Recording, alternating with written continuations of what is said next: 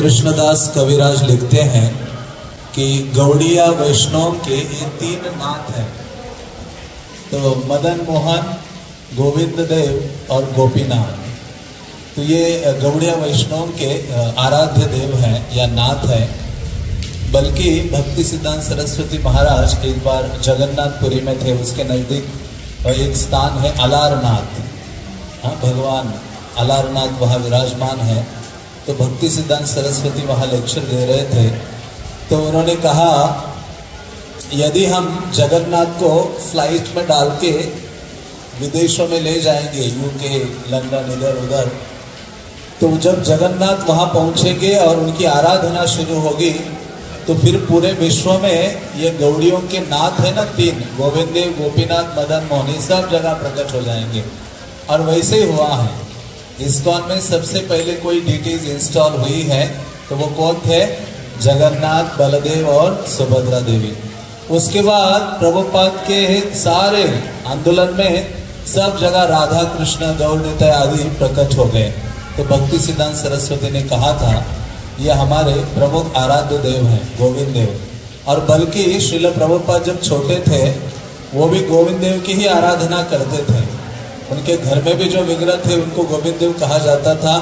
उनके घर के नज़दीक जो टेम्पल था, मल्लिक का टेम्पल, वहाँ भी गोविंद देव ही थे। तो गोविंद देव ये अभिदेव सेवा के विग्रह हैं। मदन मोहन संबंध देव हैं।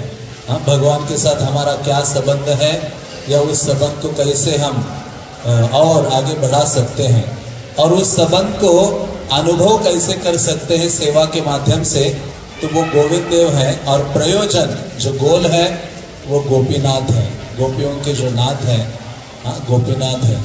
तो ऐसे जो गोविंद देव है वो हमारे सभी आचार्यों के बहुत प्रियतम विग्रह है।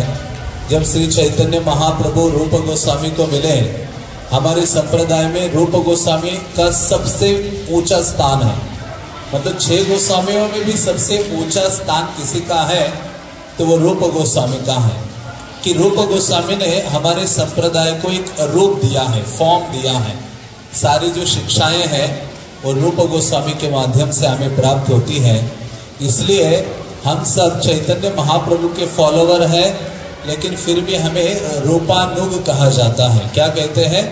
रूपानुग। हाँ, रूपानुग कहते हैं। रूप गोस्वामी के अनुगत होकर हम राधा कृष्ण की सेवा में नियुक्त होते हैं। तो ऐसे रूप गोस्वामी चैतन्य महाप्रभु को मिलते हैं। और रूप गोस्वामी शुरुआत से ही बहुत महाप्रभु के लिए बहुत अधिक गहरा आसक्ति उनके हृदय में था।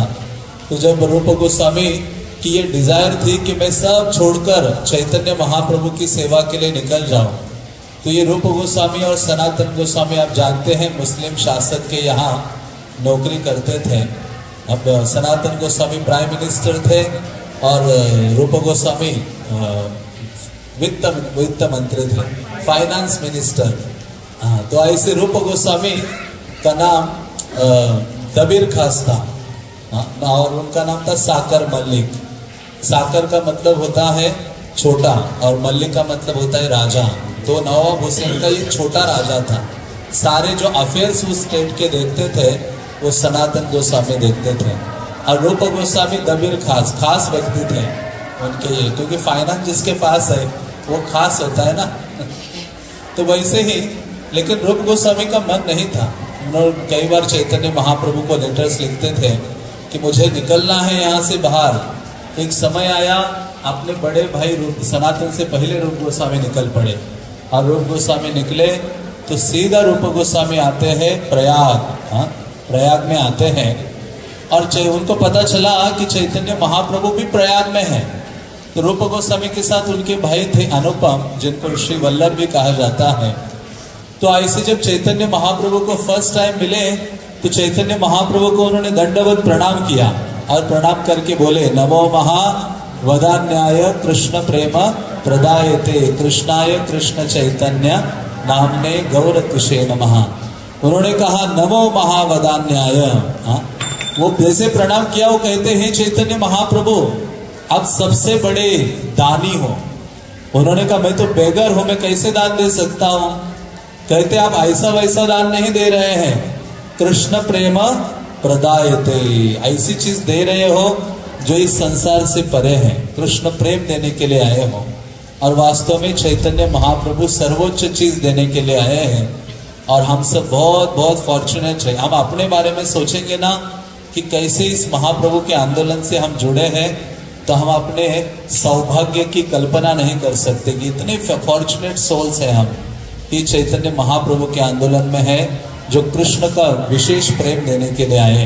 फिर रूप गोस्वामी को उन्होंने वहां 10 दिन के लिए दशाश्वमेध घाट में शिक्षा दी, रूप शिक्षा जो चैतन्य चरितामृत में है, और सारे रस तत्व की शिक्षा दी।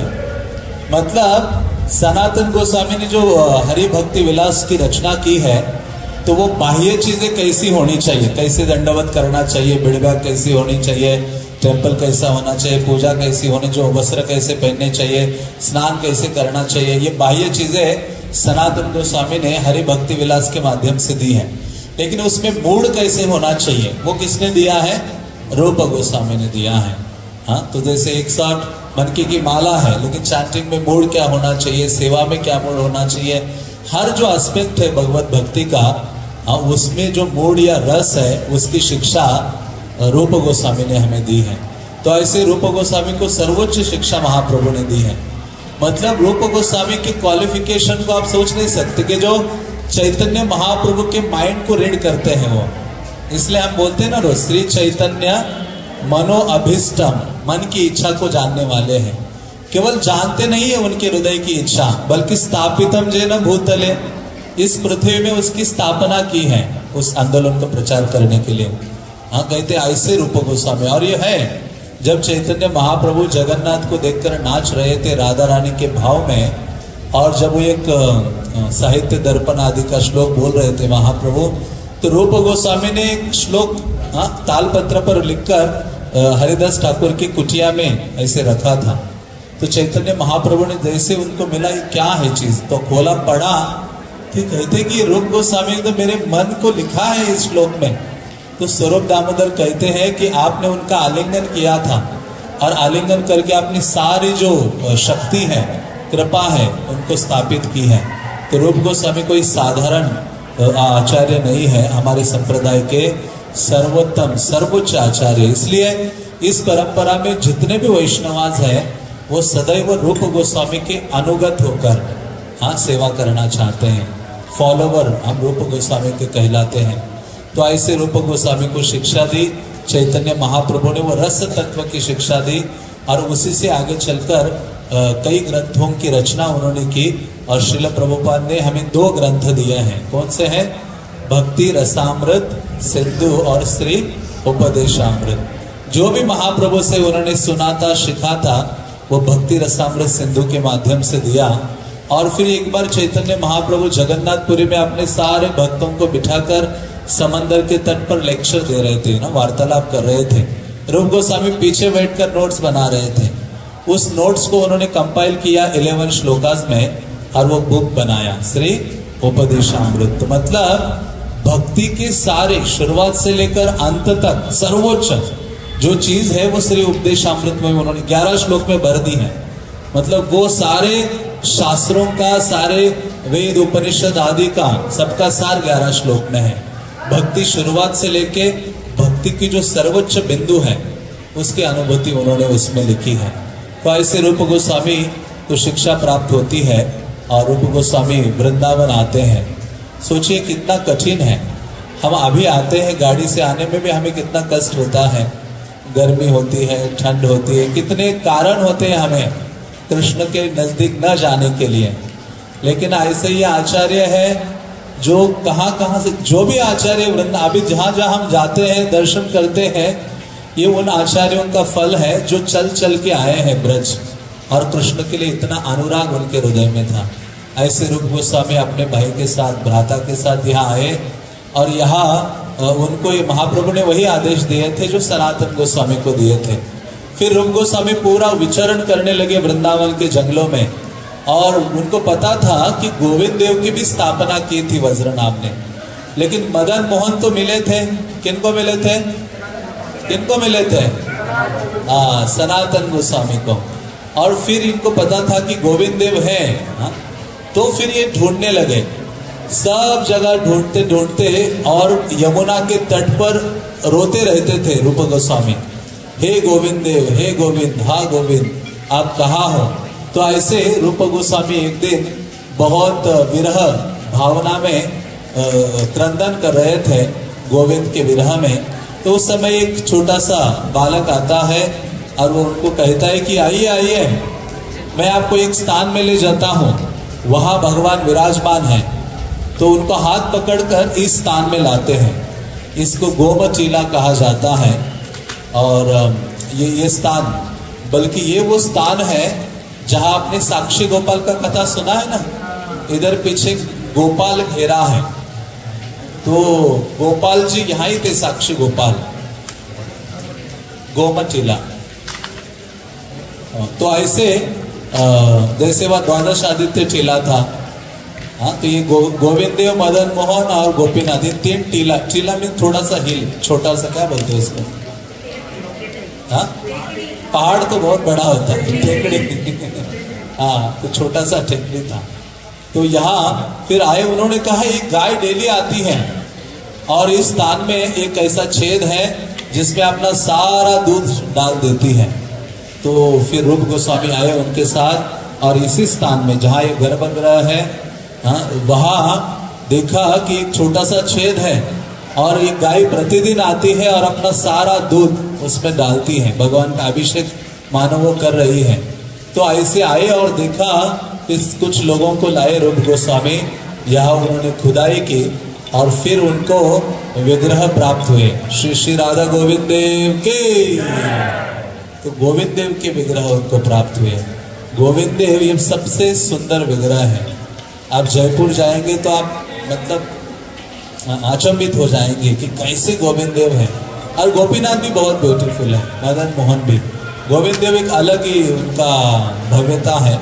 तो ऐसे गोविंद देव को प्राप्त किया उन्होंने, निकाला, इतने आनंदित हो गए। सनातन गोस्वामी आए, अन्य सारे गोस्वामी आए और उनकी यहाँ एक झोपड़ी, एक छोटा सा झोपड़ी ऐसे बनाकर, कुटिया बनाकर यहाँ गोविंद देव की सेवा होने लगी।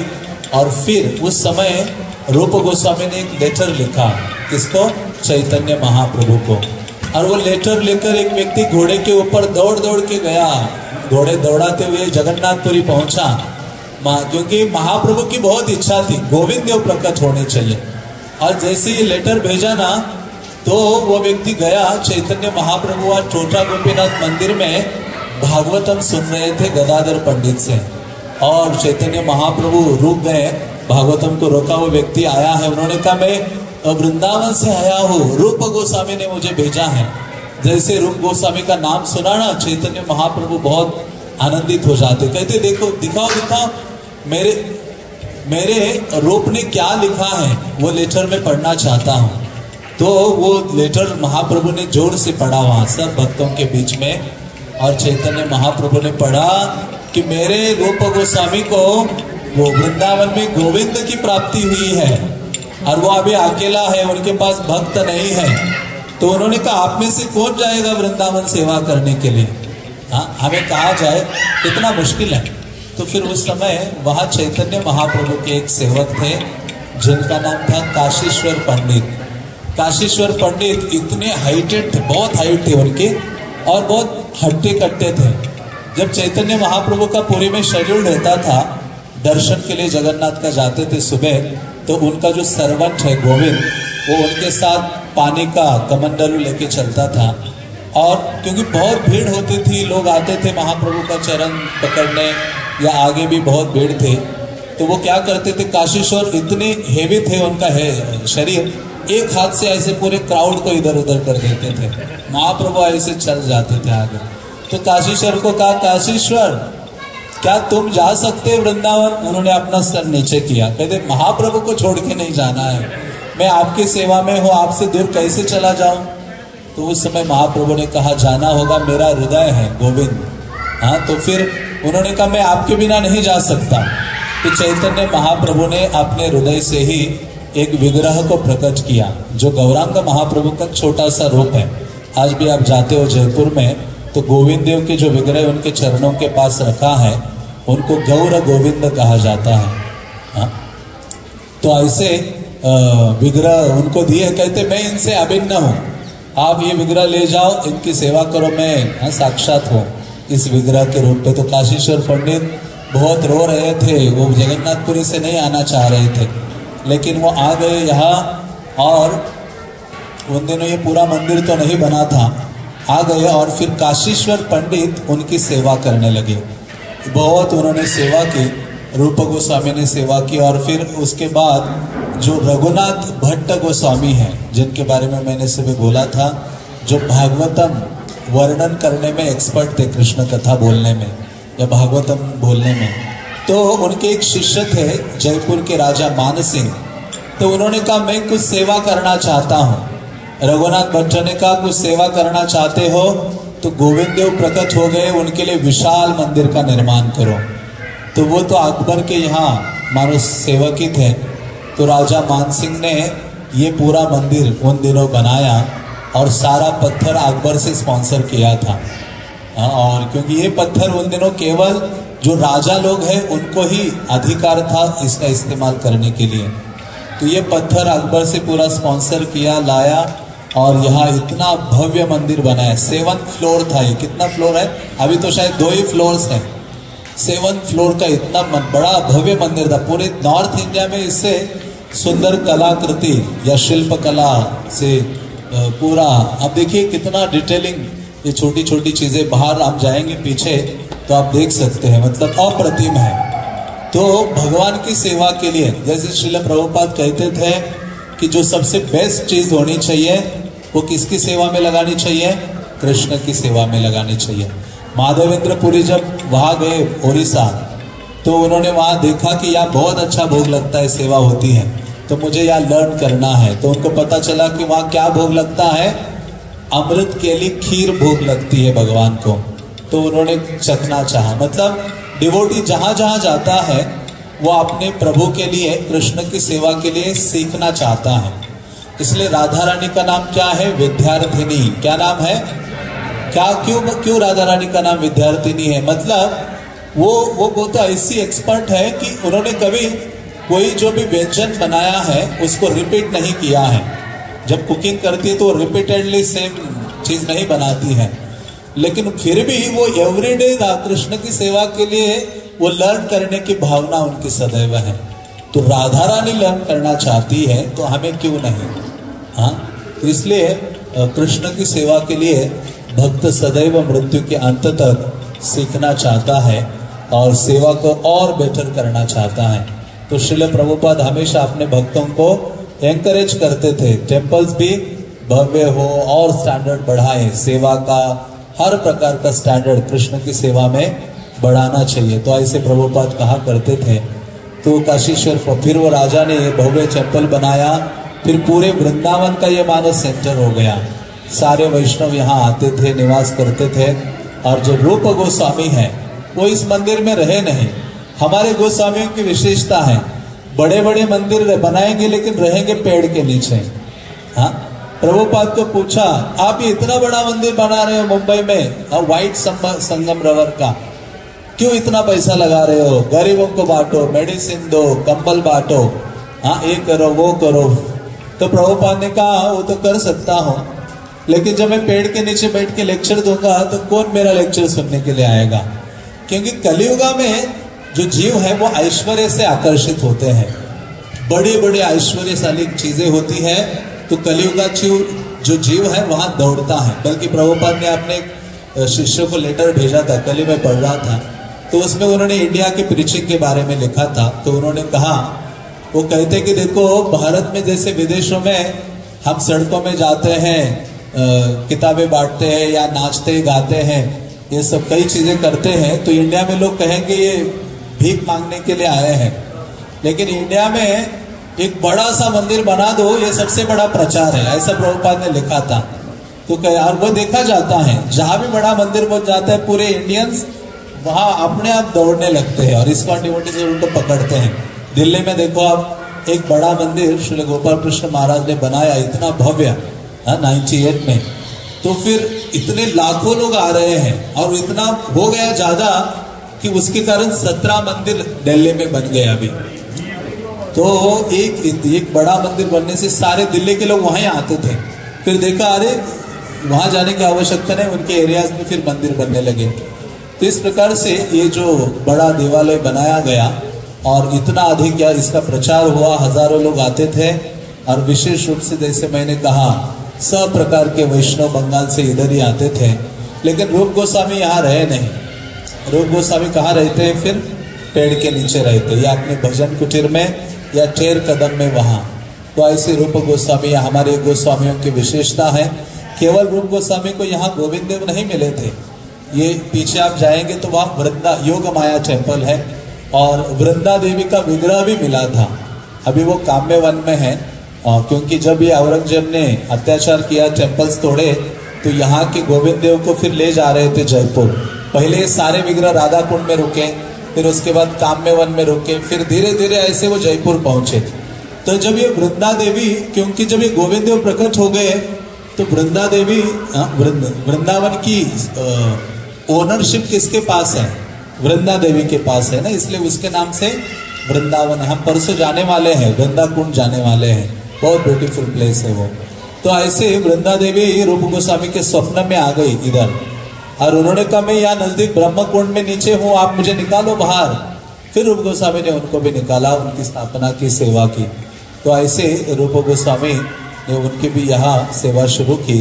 तो रूप गोस्वामी के बारे में कई सारी चीजें हैं। तो जब और ये 7 फ्लोर का टेम्पल था और सबसे ऊपर घी की बहुत बड़ी मशाल जलते थे। और जब ये औरंगजेब आगरा में अपने फोर्ट के ऊपर ऐसे खड़ा था रात्रि में, उसने देखा दूर से इतना प्रकाश कहाँ से दिख रहा है, इतनी बड़ी फ्लेम कहाँ से नजर आ रही है। तो उसके लोगों ने कहा वृंदावन में हिंदुओं का टेम्पल है, वहां उसके ऊपर घी की मशाल जलती है। तो फिर उसने दूसरे ही दिन अपने सारे सैनिकों को भेजा। अब वही दिन था वृंदावन के सारे टेम्पल तोड़े गए। तो उनके सैनिक सबसे पहले गोविंद देव इस मंदिर में आते हैं और फिर वो टेम्पल तोड़ना, 7 फ्लोर थे, ऊपर के सारे फ्लोर तोड़ दिए उन्होंने। जब ये 2 फ्लोर, अभी 2 या 3 बचे हैं, ये फ्लोर तोड़ने लगे तो पूरा मंदिर हिलने लगा, इतने डरने लगे वो, या हजारों बंदर इकट्ठा हो गए, सारे सैनिक भाग गए। हाँ, उनको कहा ये सोचने लगे ये उचित नहीं है, वो भाग गए भय के मारे। बाकी अन्य जितने, जैसे हम सुबह गए थे मदन मोहन मंदिर, वो तोड़ा गया, फिर गोपीनाथ का मंदिर वो भी तोड़ा गया। जितने भी ये मंदिर थे वो सारे तोड़े गए उनके द्वारा। और फिर यहाँ के जो गोविंद देव है उनको जयपुर ले जाया गया। और जैसे मैंने कहा था सुबह, राजा ने मदन मोहन अपने घर के अंदर रखा था महल में। गोविंद देव को एक गार्डन है वहाँ, जिसमें मंत्री, राजा के जितने मंत्री हैं उनके दर्शन और पूजा के लिए रखा था। और जो गोपीनाथ है उनको रखा था जयपुर के मार्केट प्लेस में। आज भी जाएंगे तो आप देखेंगे गोपीनाथ बाजार है, वहाँ गोपीनाथ के विग्रह है टेम्पल में। तो ऐसे जो इन औरंगजेब ने ये सारे मंदिर ये तोड़े, तो उसके पश्चात यहाँ सेवा पूजा नहीं होने लगी। फिर उसके बाद प्रतिभू मूर्ति वैसे ही विग्रह यहाँ स्थापित हुए इस मंदिर के पीछे। हाँ, नया गोविंद देव का टेम्पल है। जनरली लोग आते हैं, उनको पता नहीं होता, वो यहाँ ही आते हैं, चले जाते हैं। हाँ, वैसे भी जनरली लोग सुनते नहीं हैं, लेकिन किसी भी स्थान में जाओ, शास्त्र कहते हैं उस स्थान में बैठकर उस स्थान की महिमा को निश्चित रूप से हमें सुनना चाहिए, तो हमारी यात्रा की पूर्णता है। तो बाद में फिर एक कोलकाता के एक रिच व्यक्ति थे, वो जब वृंदावन आए उन्होंने देखा गौड़ियों के जो तीनों ठाकुर हैं, तीनों के मंदिर तोड़े हुए हैं, दर्शन नहीं है। तो उन्होंने तीनों के लिए एक जैसे मंदिर बनाए। जैसे गोपीनाथ का मंदिर हमने देखा ना, मदन मोहन का नया मंदिर, सेम वैसे एज इट इज ये तीनों मंदिर उसी एक डिवोटी ने बनाए भगवान के लिए। और उनके प्रतिभू विग्रह उनकी स्थापना की और उनकी सेवा पूजा शुरू हो गई। तो ऐसे होने लगा। और जब ये मंदिर चल रहा था या गोविंद देव यहाँ विराजमान थे, तो उस समय यहाँ जितने भक्त थे वृंदावन के, प्रतिदिन शाम के समय में यहाँ बैठकर चैतन्य भागवत को सुना करते थे। कौन से ग्रंथ को सुनते थे? चैतन्य भागवत, मतलब चैतन्य महाप्रभु की लीला को सुनते थे। हाँ उन दिनों यहाँ सबसे ज्यादा सुनते थे ब्रज के भक्तगण। और जब चैतन्य भागवत पूरा सुनकर खत्म हो गया तब सब भक्तों के हृदय में इच्छा हो गई कि अरे चैतन्य भागवत में तो चैतन्य महाप्रभु की केवल नवद्वीप आदि की ही लीला वर्णित है, हाँ जगन्नाथपुरी की सन्यास के बाद की लीलाएं नहीं है उसमें वर्णित। तो फिर उन्होंने कहा कौन डिवोटी हैं जो चैतन्य महाप्रभु की सन्यास के बाद वाली जो लीलाएं हैं उनका वर्णन कर सकता है। तो उन सब ने एक ही नाम सबके सामने आया और वो कौन थे? कृष्णदास कविराज। क्योंकि कृष्णदास कविराज ऐसे थे जो प्रतिदिन रघुनाथ दास गोस्वामी से 2 या 3 घंटे के लिए गौर कथा सुना करते थे। रघुनाथ दास गोस्वामी जब जगन्नाथपुरी से यहाँ आए, क्यों आए थे? क्योंकि चैतन्य महाप्रभु अप्रकट हो गए और स्वरूप दामोदर आदि अप्रकट हो गए, गदाधर भी। उन्होंने कहा मैं जीवित रह के क्या करूं, मैं गोवर्धन पे जाऊंगा, ऊपर से जंप लगा के अपना शरीर छोड़ूंगा। उन दिनों जो भी भक्त थे ना उनके जीवन में कुछ ऐसी विपदा आती थी वो सीधा गोवर्धन पर चढ़ते थे, ऊपर से जंप लगाते थे। तो जगन्नाथपुरी से रघुनाथ दास गोस्वामी आए कि मुझे गोवर्धन पे चढ़ के अपना शरीर छोड़ना है। तो रूप गोस्वामी सनातन गोस्वामी ने समझाया, कहते आप छोटे भाई हो हमारे, आप ही एक ऐसे व्यक्ति हो जिनके कंठ में चैतन्य महाप्रभु की लीला का मानो स्टोर हाउस है। कहते आप क्या करो, राधा कुंड में रहो और रोज चैतन्य लीला वर्णन करो। तो रघुनाथ दास गोस्वामी वहां रहे और प्रतिदिन चैतन्य महाप्रभु की लीला बोला करते थे। और एक डिवोटी थे कृष्णदास कविराज, नोटबुक लेकर नोट्स बनाते थे। इतना बना दिया नोट्स कि बाद में सब वैष्णव ने कहा, अरे कृष्णदास कविराज आप क्या करो, चैतन्य महाप्रभु की लीला जो जगन्नाथपुरी की हुई है उनको लिखो। तो फिर उन्होंने कहा मैं तो अयोग्य हूँ। ये हमारे संप्रदाय के सभी भक्त इतने धुरंधर होते हैं लेकिन स्वयं को क्या मानते हैं, मैं बहुत अनक्वालिफाइड हूँ। भक्ति विनोद ठाकुर कहते ना, उत्तम हैया आपन आके माने अधम, कि वो उत्तम होकर भी स्वयं को क्या मानता है, मैं बहुत छोटा हूँ या अनक्वालिफाइड हूँ। इसलिए हमें बड़ा भक्त बनने का प्रयास नहीं करना चाहिए। क्या नहीं बनने का प्रयास करना चाहिए? हम्बल डिवोटी बनने का प्रयास करना चाहिए, छोटा। तो उसमें हमारी बड़प्पन है। तो ऐसे कृष्णदास कविराज ने कहा कि मैं अयोग्य हूँ, लेकिन वो आए, सब भक्तों से उन्होंने कृपा मांगी। सबसे पहले मदन मोहन के मंदिर में गए और जैसे मदन मोहन के प्रार्थना की, सारे भक्त उनके साथ थे। मदन मोहन को कहा कि आप कृपा कीजिए, आपकी कृपा से ही मैं लिख सकता हूँ। जैसे ये बोला, मदन मोहन के गले से माला टूटकर नीचे गिरती है। तुरंत वो माला पुजारी लाकर कृष्णदास कविराज को पहनाते हैं। इसलिए कृष्णदास कविराज लिखते हैं कि मुझे आश्चर्य लग रहा है कि मैं जब लिखते बैठता हूँ तो मेरा लिखिते लिखिते कापेते कर, मेरा जब लिखता हूँ तो मेरा हाथ ऐसे पूरा ऐसे कांपने लगता है। ना देखे नयने, मुझे दिखाई भी नहीं देता मैं क्या लिख रहा हूँ, मैं बोल भी नहीं पाता हूँ। लेकिन ये बड़ा आश्चर्य है कि फिर भी महाप्रभु की लीला लिखी जा रही है। तो वो कहते हैं, मदन मोहन लिखाए मोरे, मदन मोहन मुझसे क्या कर रहे हैं, लिखवा रहे हैं। ये तो ये दिव्य जो चीजें हैं वो भगवान की कृपा से ही होती है। इसलिए प्रभुपाद कहते थे, ये ग्रंथ मैंने नहीं लिखे हैं, किसने लिखे हैं, कृष्ण ने डिक्टेट किया है, इसलिए मैं लिख रहा हूँ। इसलिए प्रभुपाद अपनी किताबें स्वयं ही पढ़ा करते थे। आपने देखा सुना है ना, लॉस एंजलिस में प्रतिदिन कृष्णा बुक पढ़ते थे, सुनते थे और कभी कभी पढ़ते रहते थे बुक्स। कहते कि ये कृष्ण ने लिखी हुई है। तो वो साधारण शब्द नहीं है, क्योंकि वो कृष्ण द्वारा प्रेरित है। तो यही वो स्थान है जहाँ भक्तों के हृदय में डिजायर हो गई कि मुझे और चैतन्य महाप्रभु के बारे में सुनना है। तो फिर चैतन्य चरितामृत का जन्म होता है। तो ये गोविंद देव का ये विशेष देवालय है और उनकी सेवा पूजा आज भी जयपुर आप जाते हैं बहुत अद्भुत रूप से होते हैं। बल्कि आप जाएंगे तो अनुभव करेंगे, मतलब किसी सिटी में किसी जगह आप ऐसा नहीं देख पाएंगे।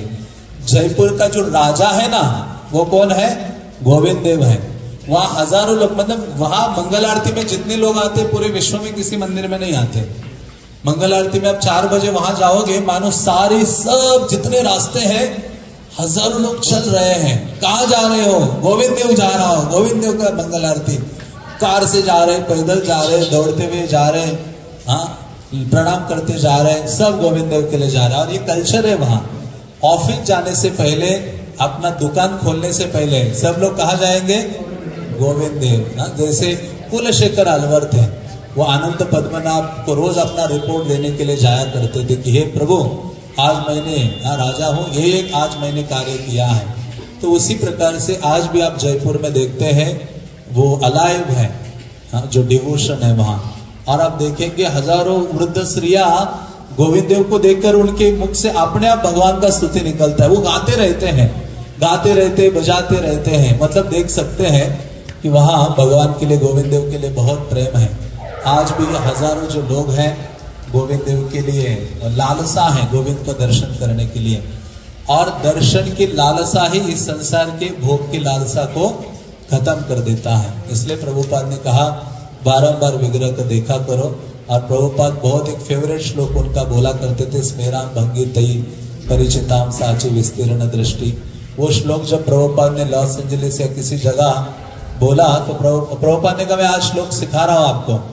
वो श्लोक सुनाया प्रभुपाद ने, और उन्होंने कहा कि जिस व्यक्ति की अटैचमेंट अपने रिश्तेदार, पत्नी, पुत्र, फ्रेंड या घर, धन सबके प्रति है, ऐसे व्यक्ति को वृंदावन नहीं जाना है। तो आप में से किसकी है अटैचमेंट? तो आपने गलती की है वृंदावन आके। हाँ, तो वो कहते हैं रूप गोस्वामी कि ऐसे व्यक्ति को वृंदावन नहीं जाना है। ठीक है, वृंदावन आ गए, लेकिन केशी घाट मत जाना। इसलिए आज हम नहीं जाएंगे आपको लेके केशी घाट। हमने वो लिस्ट पर डाला नहीं है, नहीं तो आप वापस अपने मस्कत जा नहीं सकते, फिर वृंदावन में रह जाएंगे हमेशा के लिए। तो प्रभुपाद वो रूप गोस्वामी का श्लोक कहते हैं, यदि अटैचमेंट है अपने बंधु संगेश रंग, अपने रिलेशनशिप सब चीजों से, तो वृंदावन मत जाना। वृंदावन गए तो यमुना के तट पर जो केशी घाट है वहां मत जाना। और गलती से केशी घाट प्रभु जी आपको ले गए तो वहां एक बालक खड़ा है त्रिभंग ललित रूप में, उसको मत देखना। और यदि आपने गलती से उसको देखा तो सारी अटैचमेंट आपकी खत्म हो जाएगी। केवल किसके लिए अटैचमेंट रहेगी? कृष्ण के लिए रहेगी। फिर वृंदावन से बाहर जा नहीं पाएंगे। तो इसलिए प्रभुपाद कहा करते थे वृंदावन आना है तो वन वे टिकट लेके आओ। आप लेके आए रिटर्न टिकट सब लोग? वैसे मैं कह रहा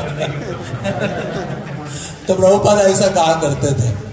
तो कहने का तात्पर्य है, प्रभुपाद कहते ये है, गोविंद देव को देखने का ये फल है कि आपका अटैचमेंट संसार के लिए नहीं होगा, कृष्ण के लिए होगा, बहुत डीप अटैचमेंट होगा। तो प्रभुपाद ने कहा ये बहुत सुंदर श्लोक है, आप में से किसका अच्छा हैंड राइटिंग है? प्रभुपाद ने बोला तो वहां यमुना माता जी ने अपना हाथ खड़ा किया। उन्होंने कहा प्रभुपाद मेरा हैंड राइटिंग बहुत अच्छा है। तो प्रभुपाद ने कहा यमुना ये श्लोक ले लो, इसको लिखो और नोटिस बोर्ड में डालो और सब इसको याद करें। तो उन्होंने नोटिस बोर्ड में वो श्लोक लिख दिया, फिर भक्तों ने उस श्लोक को याद किया। हाँ, तो ये गोविंद देव से संबंधित था। रूप गोस्वामी ने इस श्लोक की रचना की थी। तो कहने का तात्पर्य है कि जो गोविंद देव है वो हमारी सेवा स्वीकार करते हैं। जो भी हम सेवा करते हैं वो गोविंद देव स्वीकार करते हैं। तो ऐसे गोविंद देव की विशेष अनुकंपा है, उन्होंने कृपा करके हमें वृंदावन आने का अवसर दिया है और उनके इस चरणों में बैठने का अवसर दिया है विशेष रूप से। तो ऐसे गोविंद देव को आप प्रार्थना कीजिए कि हे गोविंद देव, मेरा जो आकर्षण है आपके सौंदर्य को देखने के लिए बार बार बढ़े। इसलिए विग्रह को बार बार देखना चाहिए। हमें भौतिक आकर्षण सताता है तो कृष्ण को क्या करो, बार बार देखो, जगन्नाथ को देखो, कृष्ण को देखो, सबको विग्रहों को देखते रहना चाहिए और अपने मन में उनको स्थापित करें। तो ऐसी हमें प्रार्थना करनी चाहिए। और संसार की आसक्ति जो बहुत गहरी है, क्योंकि attachment is the cause of misery, कहा कहते हैं कि सारे दुखों का कारण आसक्ति है। वो है ना, बंदर को कैसे पकड़ते हैं? जो नारियल होता है उसमें छेद करके उसमें सारी मूंगफली डालते हैं। बंदर अपना हाथ डालता है, जाते समय तो इजी था हाथ, और सारी मूंगफली को ऐसे पकड़ता है तो मुट्ठी की साइज ऐसी बड़ी होती है, तो पूरा निकलने का प्रयास करता है, निकल नहीं पाता, और फिर उसको पकड़ते, गले में चेन डालते, घुमाते रहते। फिर तो अटैचमेंट से वो फंस जाता है। वो अपना छोड़ देता मूंगफली तो चैन गले में नहीं पड़ती, सर्वण नहीं बनना पड़ता। तो यही है कि आसक्ति हमें हमारे दुखों का कारण है, ये जगत की आसक्ति। इसलिए कृष्ण के प्रति आसक्त होने के लिए ये सारी यात्राएं हैं, श्रवण कीर्तन है, सेवाएं हैं, दर्शन आदि है, प्रसाद ग्रहण करना है, भक्तों का संग है। तो ऐसे गोविंद देव से आप सब प्रार्थना कीजिए। तो हम अभी, बारिश तो कम हो गई है, तो हम पीछे जाएंगे, गोविंद देव का दर्शन करेंगे। हाँ, जो गोविंद देव के प्रतिभू विग्रह हैं, हाँ, उनके मूल विग्रह जैसे मैंने कहा जयपुर में है। हरे कृष्णा कृष्णा कृष्णा हरे हरे, हरे राम राम राम हरे हरे। श्री